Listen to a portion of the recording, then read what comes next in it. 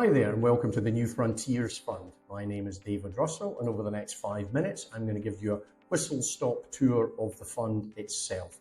For any more detailed questions, please email david@newfrontiersenergy.com and I'll be happy to have a personal call with you. As you can see on the first page, we're fully Portuguese Golden Visa eligible. We were eligible under the old rules and we're eligible under the Mais Habitao bill. We don't have any real estate exposure in the fund, and every major law firm in Lisbon has conducted due diligence on the fund and is happy that we're fully in line with Golden Visa rules. Most importantly, we are CMVM regulated. Portugal has a very good financial regulator. They make sure the fund has the correct protocols in place, systems and controls, reporting, the individuals are vetted, so it gives investors confidence that the fund and its people involved are doing as they should. What is an investment fund? An investment fund is a pooled collection of monies from various investors. It's then determined how to invest with an expert investment committee, origination team, and then everybody shares in the profits that fund generates.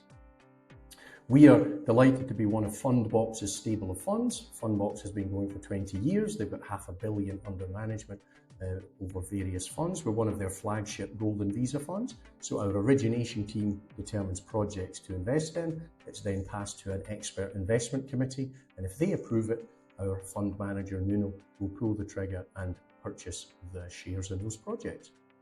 So what happens if you invest in New Frontiers? Well, we invest into shares in projects that the government has placed on the Accordo list. Now, the two ways in which solar projects often don't go ahead is that they don't get a grid connection approval or they don't get environmental approval.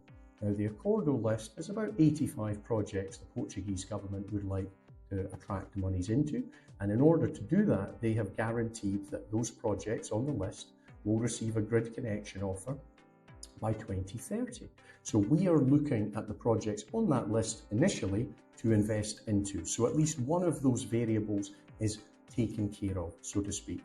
We invest when the projects are at an early stage and buy shares in those projects. We then assist those projects to get through various milestones, achieve various permits and approvals, so that they are then signed off as RTB, ready to build. That means you can put shovels in the ground and put panels on the land. And at that point, the shares are valued at a much larger amount. There's a much bigger profit there, and we would sell to a major institutional investor or a major pension fund. We're targeting 10% per annum return, and we're confident of achieving that. This slide is intended to show that Portugal is effectively the #1 country at the moment on earth for solar energy. It's very sunny in Portugal. The land is often quite flat and can be windy as well, so it can host wind turbines. The government is a huge supporter of solar energy in Portugal. The farmland is quite arid, so you often cannot host animals or crops there. So the farmers are very open to discussions about their farmland being used for solar energy as well. So effectively, we have a fantastic team, great pedigree internationally, all coming together in the #1 country on earth for solar at the moment. Drawing your attention to the second sentence there, this is what the fund does. The fund invests in the shares of solar projects in Portugal. They're at an early stage and they appear on the government's Accordo list. It then assists in developing them and exits for a healthy profit once they're ready to build. We have 100 million to raise. This is the top level team through Fundbox, our head of origination, Noel Shannon, myself, Adam, and obviously there's a larger team behind us. Here is Noel, many years of experience in solar energy. Noel has worked all over the world. He alludes to a few examples, but Noel has a great pedigree, and as you can see, there's some minimum historic returns that he has achieved on investment, which should give investors a lot of confidence. Bit more on the wider team. Again, this is talking about people involved who report to Noel, their wider pedigree, the experience they had before coming in to work for the fund, and effectively, as I say, the #1 country for solar energy in Portugal. This is the Accordo list, 85 or so quality projects that the government of Portugal would like to attract monies into and which we'll be looking to invest into as monies come into the fund. We're very aligned with government plans and targets. As I said, Portugal and the European Union are major proponents of solar energy in Portugal, so we're coming along at a good time.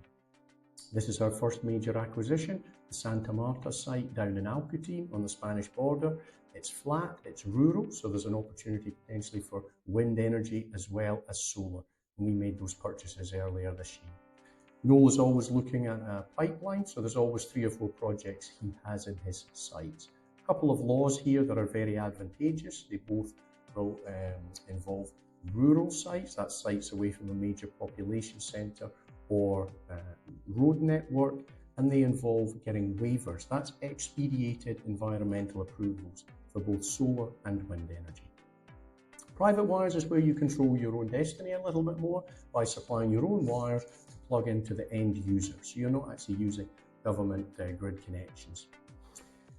This is how things start. So somebody literally knocks on the door of a farm and says, there's not much happening out here, there's no animals, there's no crops growing. Would you consider hosting solar panels on this land?